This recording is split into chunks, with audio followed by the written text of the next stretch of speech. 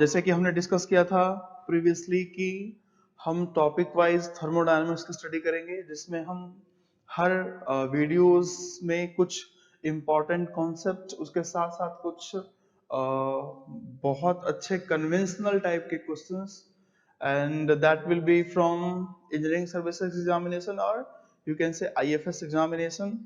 और फिर उसके बाद हमने बोला था कि topic wise we will solve the gate questions, engineering services questions and other questions, ठीक है, other than gate and ES questions। तो हमने थर्मोडायनामिक्स यानी थर्मल इंजीनियरिंग के जो सबसे फर्स्ट पार्ट था, जिसका नाम था बेसिक्स ऑफ थर्मोडायनामिक्स और you can say simple thermodynamics, in that particular subject you can say we have studied the first main topic that was पहले तो हमने introduction of thermodynamics discuss किया, then we have studied thermodynamic systems and processes, and after that we have studied zeroth law of thermodynamics, thermometric principle, then first law of thermodynamics, then work transfer through various processes, and after that, after studying first law of thermodynamics, we have also studied the heat transfer for various non-flow processes, and then at last we have studied steady flow energy equation, and then we have studied unsteady conditions या unsteady process जो हम होता हो या unsteady जो flow हो, उस condition में हम किस तरीके से कॉन्सेप्ट अपना यूज करने वाले हैं, एंड देन लास्ट टॉपिक हम डिस्कस किया free expansion. So friends, now I am going to tell you that the second topic. I am going to start the second topic you can say of basics of thermodynamics। यानी कि अब हम जो discuss करेंगे वो हमारा second topic होगा, where we will mainly focus or we will mainly cover the very important concept of thermodynamics, that will be your second law of thermodynamics, and after that we will study a very important concept, that will be your entropy। और मैंने आपको promise किया था कि entropy किस तरीके से, entropy को समझना क्या है, एंट्रोपी एक्चुअल में क्या है, ये आपको बहुत रेयर पता चल, मतलब बहुत रेयर लोगों को पता होता है कि एंट्रोपी का एक्चुअल मतलब क्या होता है। जो हम degree of disorderness and randomness बोलते हैं वो सब एक्चुअल में एंट्रोपी नहीं है। एक्चुअल में एंट्रोपी को किस तरीके से समझेंगे, कितने कितने लोगों ने कंट्रीब्यूट किया, बोल्ट्जमैन जो थे उन्होंने सुसाइड तक कर लिया एंट्रोपी के लिए, तो सारी हिस्ट्री हम लोग डिस्कस करने वाले हैं, ठीक है। तो सेकंड जो हमारा टॉपिक है उसमें मेनली हम फोकस करने वाले हैं second law of thermodynamics and entropy, और उसी में जो कुछ क्लासेस इनइक्वालिटी आ जाएगा, ये पूरा का पोर्शन कवर करने वाले हैं। और ये पोर्शन बहुत इंपॉर्टेंट है for all the thermal engineering subjects. Either it will be vapour compression system, refrigeration system होगा, या फिर वेपर पावर साइकिल होगा, या फिर गैस पावर साइकिल होगा, कोई भी कंडीशन है या कोई भी हम टॉपिक डिस्कस करेंगे आगे, उसमें ये बहुत इंपॉर्टेंट रोल प्ले करेगा। और माय डियर, केवल इसी में नहीं, मैंने आपको बताया था कि एंट्रोपी का concept that we can discuss और that we can relate with the nature, यानी कि after some time we will know that nature किस चीज को फॉलो करता है, नेचर कैसे काम करता है, नेचर किस तरीके से काम करता है। क्लियर? तो हम स्टार्ट करने जा रहे हैं हमारा सेकेंड लॉ ऑफ थर्मोडायनेमिक्स। क्या स्टार्ट करने जा रहे हैं? Second law of thermodynamics. तो सबसे पहले हम देखेंगे सेकेंड लॉ ऑफ थर्मोडायनेमिक्स है क्या और क्यों जरूरत पड़ी। हमने अभी तक फर्स्ट लॉ ऑफ थर्मोडायनेमिक्स पढ़ लिया था, तो सिंपल सी बात है, फर्स्ट लॉ ऑफ थर्मोडायनेमिक्स में भी प्रॉब्लम रहा होगा, तभी तो हम सेकेंड लॉ ऑफ थर्मोडायनेमिक्स पढ़ रहे हैं, ठीक है। तो अगर मैं देखूं तो सेकेंड लॉ ऑफ थर्मोडायनेमिक्स पढ़ने का रीजन क्या था कि फर्स्ट लॉ ऑफ थर्मोडायनेमिक्स में हमने ये डिस्कस किया था कि किसी सिस्टम में जो टोटल एनर्जी का ट्रांसफर है, it means total work transfer that will be equal to total heat transfer. हमने क्या डिस्कस किया था कि total work transfer that will be equal to total heat transfer, ठीक है। अब हमने ये देखा था कि एक एनर्जी से दूसरे एनर्जी में कन्वर्जन हो रहा है, लेकिन फर्स्ट लॉ ऑफ थर्मोडायनेमिक्स में हम ये नहीं बता सके कि सर किस एनर्जी से किस एनर्जी में कन्वर्ट अच्छे तरीके से हो सकता है और कौन से फॉर्म की एनर्जी से दूसरे फॉर्म की एनर्जी में कन्वर्जन अच्छे तरीके से नहीं हो सकता है। और आप आपने देखोगे इसमें एक फेमस जूल का एक्सपेरिमेंट भी कहा जाता है कि जूल ने एक्सपेरिमेंट किया, जूल ने एक्सपेरिमेंट करके क्या देखा कि उन्होंने एक सिंपल सा यहाँ पे एक छोटा सा सिंपल कंटेनर लिया था और कंटेनर में उन्होंने फ्लूइड लिया, और फ्लूइड लेने के बाद उन्होंने क्या देखा कि अगर मैं यहाँ पे स्टीयरर लगा दे रहा हूँ, ध्यान से देखो, ठीक है ना, उन्होंने बोला कि अगर मैं यहाँ पे स्टीयरर लगा दे रहा हूँ सर, तो अगर मैं इस स्टीयरर को चलाऊंगा, अगर मैं इस स्टीयरर को मूव करूंगा, तो सर मुझे पता है कि इस स्टीयरर को मूव करने से यहाँ पे वर्क होगा, ये जो हमारा सिस्टम है इस पे वर्क होगा, और जब सिस्टम पे वर्क होगा सर तो सिस्टम का टेम्परेचर बढ़ेगा, ठीक है ना, यानी कि सिस्टम में हीट बढ़ेगा, टेम्परेचर बढ़ने का मतलब उसमें थोड़ा सा उसका टेम्परेचर बढ़ रहा है, यानी कि हीट बढ़ेगा उसमें।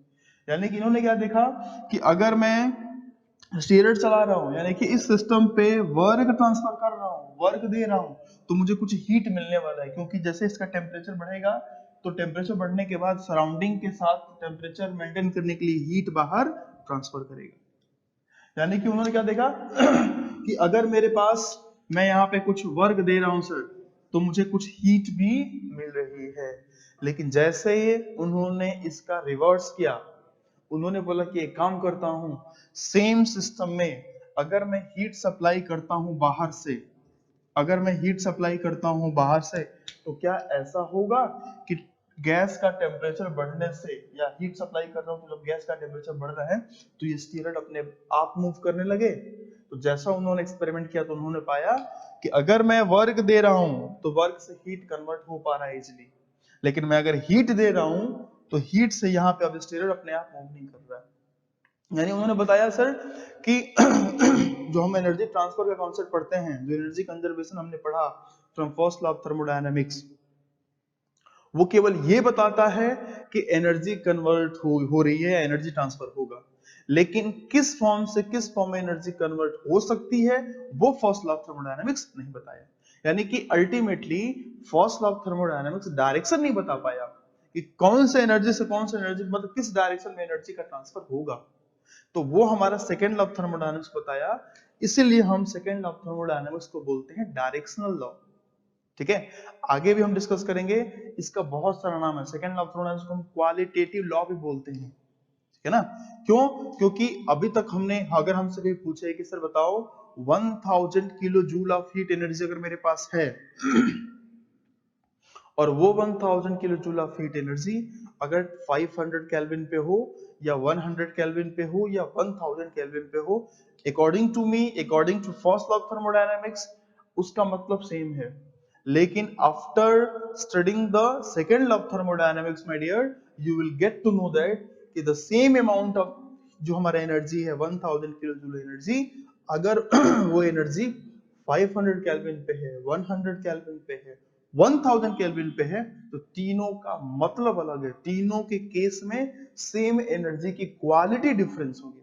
इसलिए हम सेकेंड लॉ ऑफ थर्मोडायनामिक्स को हम क्वालिटेटिव लॉ भी बोलते हैं, वो भी हम डिस्कस करेंगे आगे, ठीक है। तो मतलब हमारा क्या था कि sir second law of thermodynamics हमें बताया कि आपका जो प्रोसेस होगा, यानी कि एक्चुअल में किस डायरेक्शन में प्रोसेस होगा with the help of entropy concept.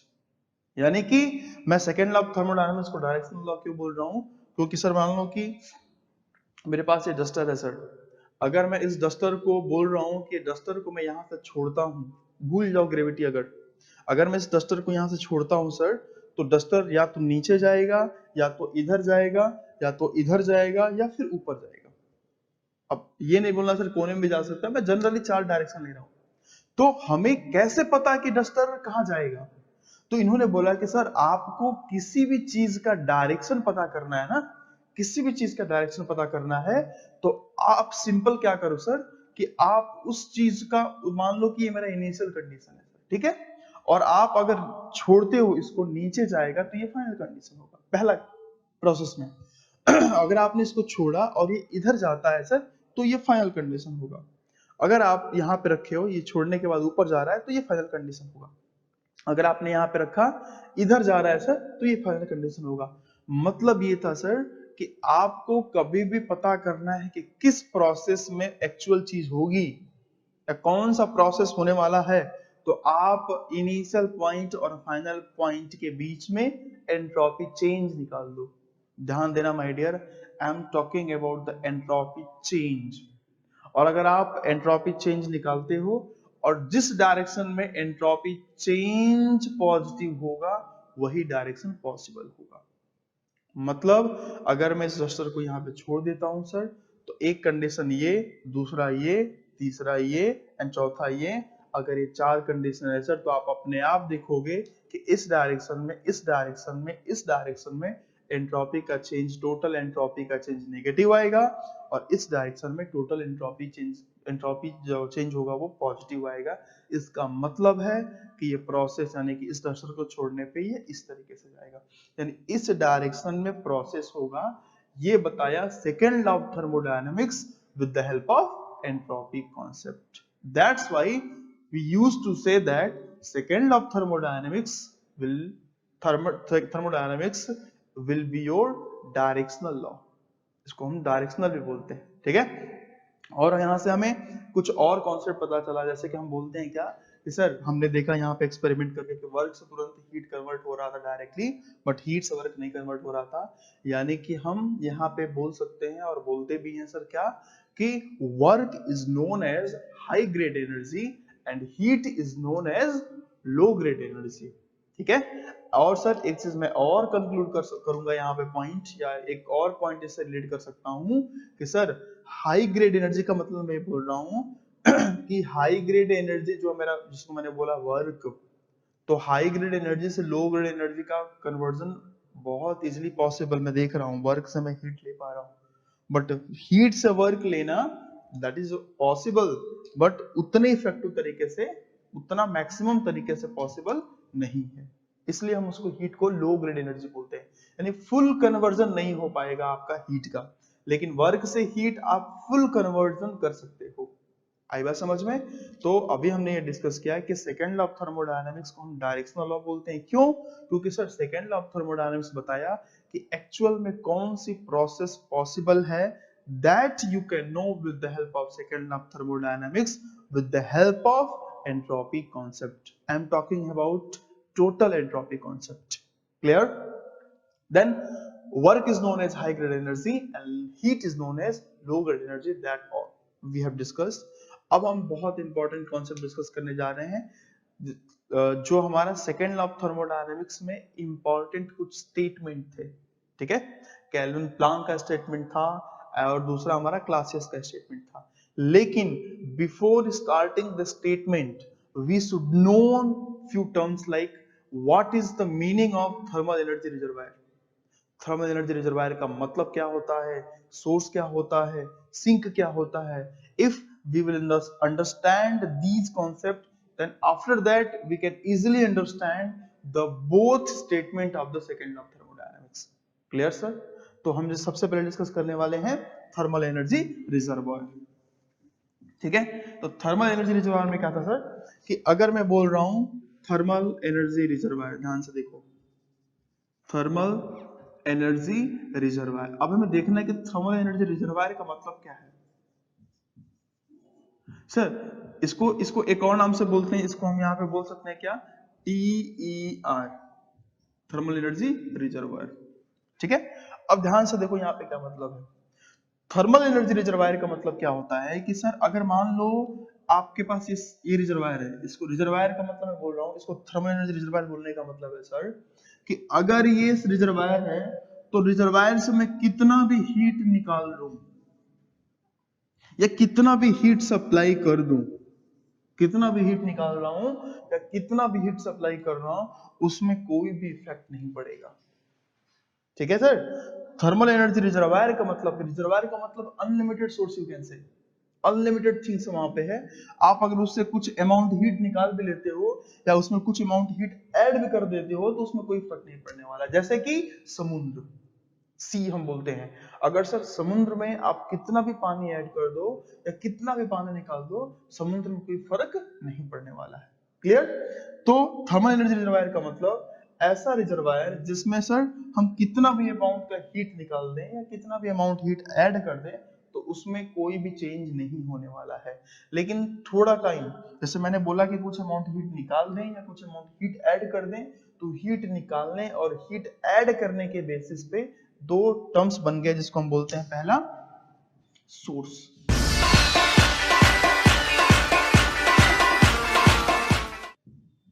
ठीक है।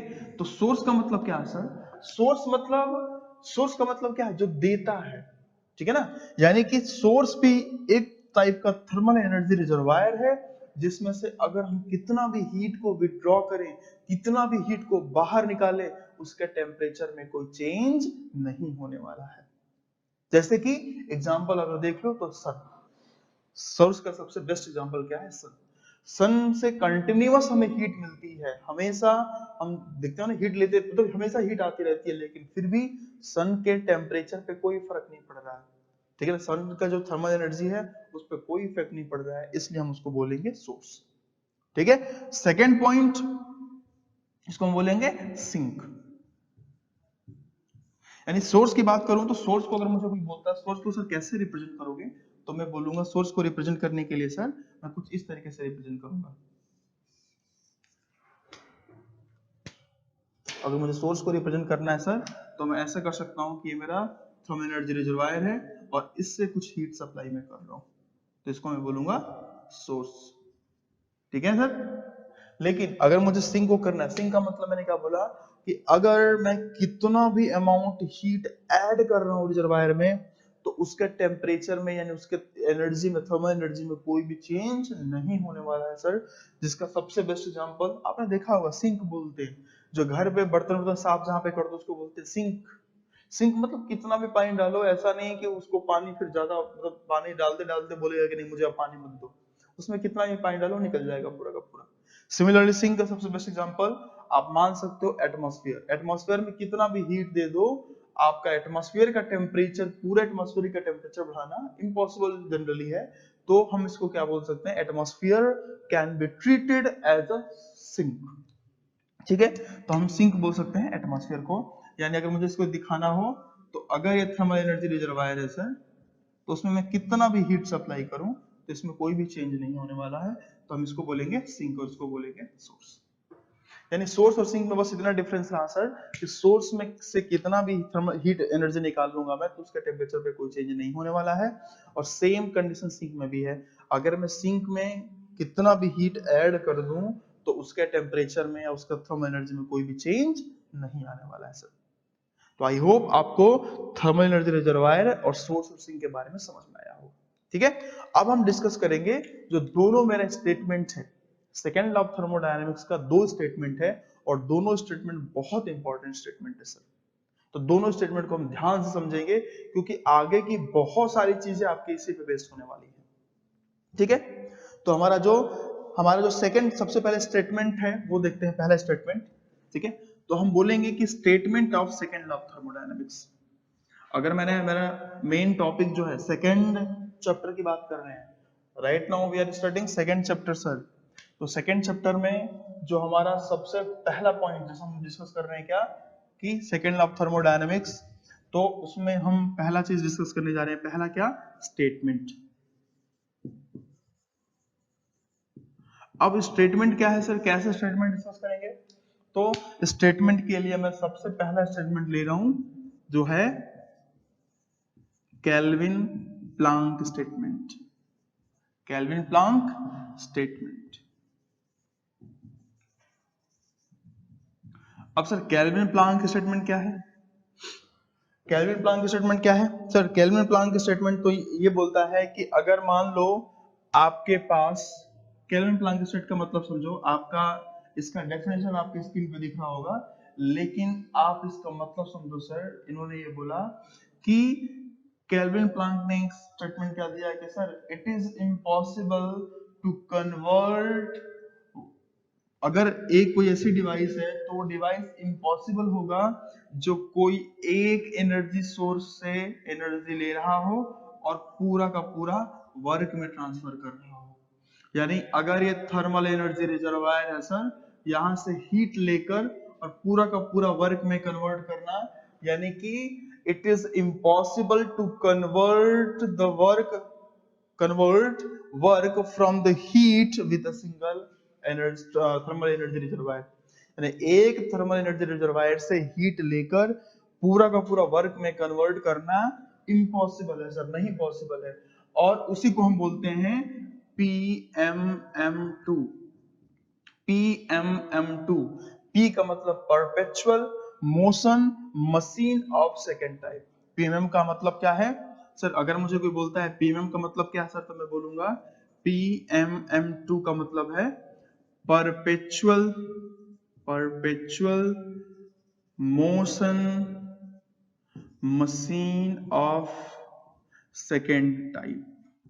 यानी अगर ऐसा कोई डिवाइस बन रहा है जो पूरा का पूरा वर्क कन्वर्ट कर दे without transferring heat to the other reservoir, यानी कि एक रिजर्वायर से हीट लेकर ये पूरा वर्क में कन्वर्ट कर रहा है, तो सर ये पॉसिबल नहीं है। और अगर ऐसा पॉसिबल होता है तो हम उसको बोलेंगे perpetual motion machine of second type. क्योंकि सर अगर हम इसका निकालें एफिशिएंसी, तो यहाँ पे एफिशिएंसी क्या हो जाएगा? यहाँ पे एफिशिएंसी हो जाएगा इस डिवाइस का आउटपुट अपॉन इनपुट। और यहाँ पे आउटपुट क्या है सर? आउटपुट यहाँ पे W है, इनपुट यहाँ पे क्या है? Q। ठीक है, तो हम यहाँ पे बोलेंगे कि सर यहाँ पे आउटपुट W है, इनपुट Q है, और यहाँ पे हमें पता है कि W is equal to Q। क्यों? क्योंकि अगर मैं इस गोले के लिए, मान लो इस गोले के लिए अगर मैं एनर्जी बैलेंस कर रहा हूं सर, तो इन इज इक्वल टू आउट। तो इस गोले के लिए इन क्या है? Q, और आउट क्या है? W, यानी Q is equal to W है सर। तो मैं यहां से बोलूंगा इसका एफिशिएंसी होगा 100%, जो कि इम्पॉसिबल है। ठीक है, यानी कि जो हमारा केल्विन प्लैंक का स्टेटमेंट था कि सर एक एनर्जी रिजर्वायर से हीट लेकर पूरा का पूरा वर्क में कन्वर्ट करना, ऐसा डिवाइस पॉसिबल नहीं है। और अगर ऐसा डिवाइस बनता है तो हम उसको PMM2 बोलेंगे। ठीक है, अब इसी के कॉन्सेप्ट को, इसी को इम्प्रूव करके जो हमारा मेन कॉन्सेप्ट बना, जिसको हम बोलते हैं हीट इंजन, जिसको हम बोलते हैं सर हीट इंजन। वो क्या बोला? तो हीट इंजन बोला सर कि हीट इंजन क्या बोलता है कि अगर आप, हीट इंजन एक ऐसा डिवाइस है सर, इसको मैं वहां पे बोल देता हूं हीट इंजन। अब इन्होंने क्या बोला कि सर हीट इंजन एक ऐसा डिवाइस है जो हाई थर्मल एनर्जी रिजर्वायर से, मतलब हाई थर्मल एनर्जी रिजर्वायर से, ऐसा डिवाइस है, ये डिवाइस है जिसको हम बोल रहे हैं हीट इंजन। और सर ये जो डिवाइस हीट इंजन क्या करेगा? हाई थर्मल एनर्जी रिजर्वायर जो है TER, इससे हीट को लेगा, कुछ अमाउंट हीट लिया, उसको अगर पूरा का पूरा वर्क में कन्वर्ट नहीं करेगा, कुछ उस हीट का कुछ अमाउंट, कुछ परसेंटेज वर्क में कन्वर्ट किया, और कुछ परसेंटेज ये क्या करेगा? हीट को नीचे, मतलब बाहर किसी दूसरे टेम्परेचर पे, लोअर टेम्परेचर पे रिजेक्ट कर दिया। आई बात समझ में? इसको मैं बोल रहा हूँ Q2। यानी इन्होंने क्या बोला कि सर ये जो मेरा केल्विन प्लैंक का स्टेटमेंट में जो हीट इंजन है, वो क्या बोल रहा है कि heat engine is a device which will convert a fraction of heat supplied to the device into work, and the rest heat will be transferred to the surrounding, either you can say the second thermal energy reservoir। Clear हुआ sir? यानी कि अगर मैं इसको चाहूं तो बोल सकता हूं ये मेरा सोर्स है, ठीक है, या अगर आप चाहो तो इसको सबसे बेस्ट सोर्स बोलो, या आप डायरेक्टली टेम्परेचर से रिप्रेजेंट कर दो, तो आगे हम इसको और हमारे पास हम रिलेट करने में इजी हो जाएगा हमारे लिए। यानी कि दो टेम्परेचर लिमिट के बीच में अगर कोई डिवाइस वर्क कर रही है, तो डिवाइस को जितना हीट सप्लाई कर रहा है उसका कुछ फ्रैक्शन वर्क कन्वर्ट करेगा, और कुछ फ्रैक्शन ये हीट को ट्रांसफर कर देगा। अब मुझे अगर बोलता है कि सर इस कंडीशन में बताओ कि कितना एफिशिएंसी होगा, तो efficiency will be, your efficiency will be always output upon input। अब यहाँ पे आउटपुट कितना है सर? सर यहाँ पे आउटपुट मुझे इस डिवाइस के लिए आउटपुट कितना है? W, तो मैं देख रहा हूँ W। और इनपुट क्या है सर? इस डिवाइस के लिए जो दे रहा है, जो इस पे दे रहा हूं मैं, क्या दे रहा हूँ? Q1, और इससे मिल रहा है W। तो मैंने क्या बोला कि sir input will be your Q1। Now फिर से अगर आप चाहो तो इस गोले के लिए, मैं बताया आपको कि इस गोले के लिए आप चाहो in is equal to out energy balance कर सकते हो। तो इस गोले के लिए अगर in is equal to out energy balance करोगे, तो इस गोले में इन कौन सा हो रहा है? इस डिवाइस में इन हो रहा है Q1, आउट कौन सा हो रहा है? W और Q2। तो मैं बोल सकता हूं from energy balance Q1 will be equal to W plus Q2। ठीक है, या यहां से मैं चाहूं तो बोल सकता हूं कि sir W is equal to Q1 minus Q2, and if you will put this, the value of W in this equation, then you will get efficiency will be equal to Q1 minus Q2 upon Q1. That will be your efficiency of heat engine. ठीक है, तो अगर मुझे heat engine का efficiency निकालना है तो इस फॉर्मूले के हेल्प से मैं हीट इंजन की एफिशिएंसी निकाल सकता हूं. क्लियर? तो हमने ये डिस्कस किया पहला केल्विन प्लैंक का स्टेटमेंट, और वो स्टेटमेंट क्या था सर कि एक थर्मल एनर्जी रिजर्वायर से, यानी कि एक रिजर्वायर से ऐसा कोई डिवाइस नहीं है कि हीट लेकर पूरा का पूरा वर्क में कन्वर्ट कर सकता है. अगर कन्वर्ट कर रहा है तो उसको कुछ ना कुछ परसेंटेज, कुछ ना कुछ फ्रैक्शन उस हीट का देना पड़ेगा लोअर टेम्परेचर पे. यहां पे हम बोलेंगे कि सर यहां पे T1 will be greater than T2, यानी कि अगर हायर टेम्परेचर से हीट ले रहा है तो उसका कुछ फ्रैक्शन वर्क में कन्वर्ट किया और कुछ फ्रैक्शन ये हीट ट्रांसफर किया at lower temperature, and that will be your heat engine. और ये किसके प्रिंसिपल से लिया गया सर? ये केल्विन प्लैंक के स्टेटमेंट का जो प्रिंसिपल था उससे लिया गया. क्लियर? तो आई होप आपको सेकंड ऑफ थर्मोडायनामिक्स का पहला स्टेटमेंट समझ में आ गया होगा. ठीक है ना? अब हम डिस्कस करने जा रहे हैं सेकंड स्टेटमेंट. ठीक है ना? सेकंड स्टेटमेंट क्या था सर? सेकंड स्टेटमेंट को हम बोलते हैं क्लासियस स्टेटमेंट.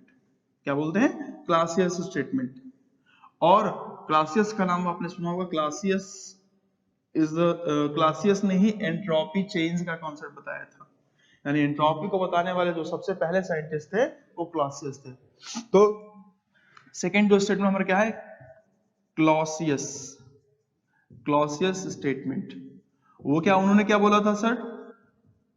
उन्होंने बोला कि सर अगर आप चाहते हो कि कोई आपके पास कोई एक ऑब्जेक्ट है जो लोअर टेम्परेचर पे, ध्यान से सुनना माय डियर, अगर लोअर टेम्परेचर पे कोई ऑब्जेक्ट है और आप चाहते हो कि इस लोअर टेम्परेचर से हीट को निकाल लूं, इस लोअर टेम्परेचर से हीट को निकाल लूं, और with the help of any device आप चाहते हो कि इस लोअर टेम्परेचर से हीट को निकालकर और इस हीट को मैं हायर टेम्परेचर पे ट्रांसफर कर दूं, यानी कि यहाँ पे T2 मैंने क्या बोला? T2 will be greater than T1, यानी कि इन्होंने बोला कि लोअर टेम्परेचर पे कोई हीट है उसको निकालकर with the help of any device आप चाहते हो कि उस हीट को हायर टेम्परेचर पे ट्रांसफर कर दूं, तो ये पॉसिबल नहीं है जब तक कि आप कुछ एक्सटर्नल वर्क इनपुट इस पे ना दो. आई बात समझ में? यानी कि अगर ऐसा डिवाइस बन रहा है तो ये डिवाइस पॉसिबल नहीं होगा. क्लियर? उन्होंने क्या बताया कि इट इज इम्पॉसिबल, डेफिनेशन आपको दिख रहा होगा स्क्रीन पे, it is impossible to transfer a particular amount of heat from the low temperature source to the higher temperature source without any work input. आई बात समझ में? तो ये उन्होंने क्या बताया था? ये उन्होंने बताया था कौन? क्लासियस का स्टेटमेंट था, सेकंड लॉ ऑफ थर्मोडायनामिक्स का. अब हम एक चीज डिस्कस करने जाएंगे कि सर ये तो हमारा स्टेटमेंट, यानी कि अगर ऐसा हो रहा है, मान लो अगर ऐसा हो रहा है, इसका मतलब ये क्या होगा? ये इम्पॉसिबल, यानी उसका पॉसिबल होगा ही नहीं. In short you can say कैसा पॉसिबल ही नहीं है. और जैसे केल्विन प्लैंक के स्टेटमेंट के बेसिस पे एक इंजन बनाया गया, हीट इंजन के बारे में हम स्टडी किए, सिमिलरली क्लासियस स्टेटमेंट के बेसिस पे हम कुछ कॉन्सेप्ट पढ़ेंगे, और वो हमारा कॉन्सेप्ट क्या है सर? क्लासियस स्टेटमेंट के बेसिस पे हम एक डिवाइस पढ़ेंगे और उस डिवाइस का नाम है रेफ्रिजरेटर. उस डिवाइस का नाम है रेफ्रिजरेटर. अब हम देखेंगे सर रेफ्रिजरेटर क्या है, यानी कि इन्हीं का कॉन्सेप्ट यूज किया जाए.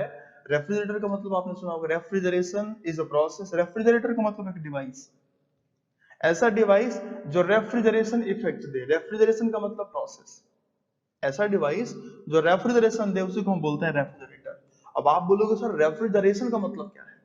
तो मैं बोलूंगा सर सिंपल कि रेफ्रिजरेशन का मतलब आप किसी भी सिस्टम का टेम्परेचर एटमॉस्फेयर से कम करना और उसको मेंटेन करना को हम बोलते हैं रेफ्रिजरेशन. ये बात समझ में? यानी मैं बोलूंगा सिंपल, अगर मुझे कोई बोलता है कि सर रेफ्रिजरेशन का मतलब क्या है, तो मैं बोलूंगा to decrease the temperature of a system below its atmosphere. और केवल डिक्रीज मत करो सर, क्योंकि केवल डिक्रीज करोगे तो उसको बच्चा बोल सकता है कि सर अगर रेफ्रिजरेशन में भी मैं टेम्परेचर को डिक्रीज कर रहा हूं और मुझे पता है सर कूलिंग में भी मैं टेम्परेचर को डिक्रीज करता हूं तो दोनों में डिफरेंस क्या रहा। तो आपको बताना है सर कि सर कूलिंग में हमने केवल टेम्परेचर को डिक्रीज किया, लेकिन रेफ्रिजरेशन में हम टेम्परेचर को डिक्रीज के साथ साथ उसको हम मेंटेन भी कर रहे हैं। यानी कि refrigeration is a process by which we can decrease the temperature of a system below its atmosphere। यहाँ पे atmosphere वर्ड बहुत बहुत इंपॉर्टेंट है। below its atmosphere and to maintain the temperature of that system, यानी कि उस temperature को मुझे मेंटेन भी करना है। और सर कभी कोई भी चीज मेंटेन करी जाती है तो उसका मतलब वो कंटिन्यूअस चलना है। अगर मैं बोलता हूं कि आज से 1 महीने तक लगातार मुझे 5 घंटे 10 घंटे पढ़ना है, मेंटेन मतलब जो 5 घंटे की स्टडी उसको मेंटेन करना है, यानी ये कंटिन्यूअस चलना चाहिए सर। और अगर वो कंटिन्यूअस चल रहा है इसका मतलब है कि रेफ्रिजरेशन जो है वो साइकिल पे ऑपरेट होगा। क्यों? क्योंकि साइकिल में ही सर इनिशियल पॉइंट और फाइनल पॉइंट सेम होता है, ये कंटिन्यूअस चलती रहेगी साइकिल। इसलिए मैं बोलूंगा कि जो रेफ्रिजरेशन है वो साइकिल पे ऑपरेट होना चाहिए।